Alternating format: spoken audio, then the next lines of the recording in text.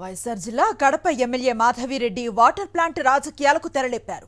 2 రోజుల క్రితం YSRCP corporator Tyagaraju water ప్లాంట్ను కూలదోసేందుకు వెళ్లి ఎమ్మెల్యే భంగపడ్డారు. తాజాగా వైఎస్ఆర్సీపీ యువజన విభాగం అధ్యక్షుడు ఆదిత్యకు చెందిన వాటర్ ప్లాంట్ను సీజ్ చేశారు. అన్ని అనుమతులు ఉన్న పాఠశాల భవనం అంటూ సీజ్ చేశారు. ఎంపీ వైఎస్ అవినాష్ రెడ్డి నిధులతో వాటర్ ప్లాంట్ నిర్మించారనే అక్కస్తోనే దుశ్చర్యలకు పాల్పడుతున్నారని వైఎస్ఆర్సీపీ నేతలు మండిపడుతున్నారు.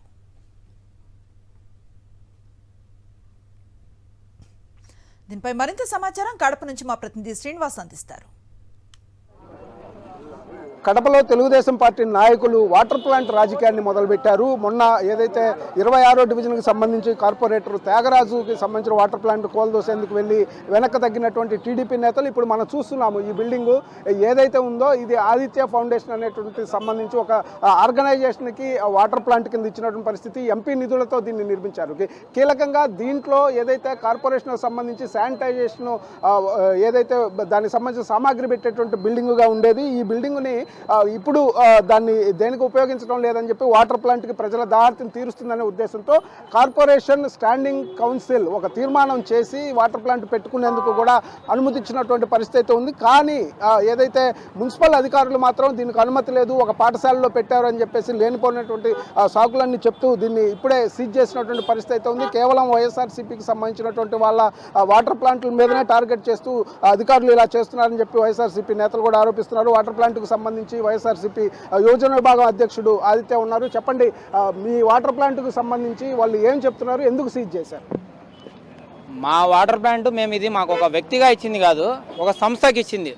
మేము గత 15 ఏళ్ళక సర్వీస్ చూసి మాకు ఒక ఎంపీ గారు ఏం చేసినారంటే వీళ్ళు మంచి సర్వీస్ చేస్తున్నారనే ఉద్దేశంతో ఆయన నిధులతో మాకు ఏర్పాటు చేయడం జరిగింది. ఇప్పుడు మేము కేవలము వైసీపీ పార్టీ అతను అని ఒక దాంట్లో ఒక మెంబర్ అనే ఉద్దేశంతోనే ఈ వాటర్ ప్లాంట్ను తొలగించాలని చూస్తున్నారు.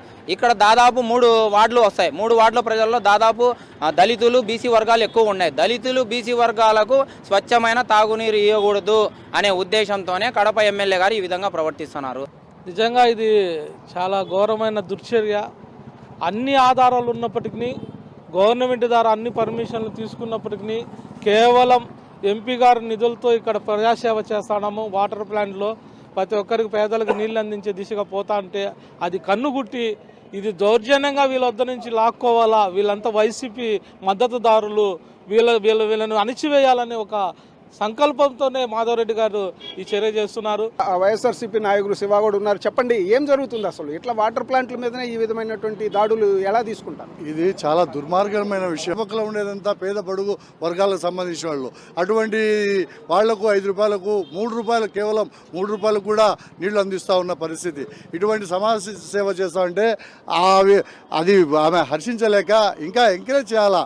గత 2019 ముందు వరకు ఎన్టీఆర్ సుజల స్రవంతి కింద కడప నగరంలో 10 వాటర్ ప్లాంట్లు వాళ్ళు మంజూరు చేస్తే ఎక్కడే కానీ మేము ఎంకరేజ్ చేసినామే కానీ ఇటువంటి దుర్మార్గమైన చర్యలు మేము తీసుకోలే. కొత్తగా కడపలో ఇటువంటి సంస్కృతి ఏర్పడింది.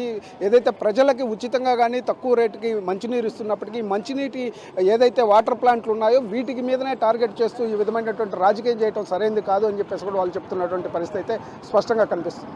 కెమెరామెన్ రాముతో శ్రీనివాస్, సాక్షి న్యూస్, కడప నుంచి.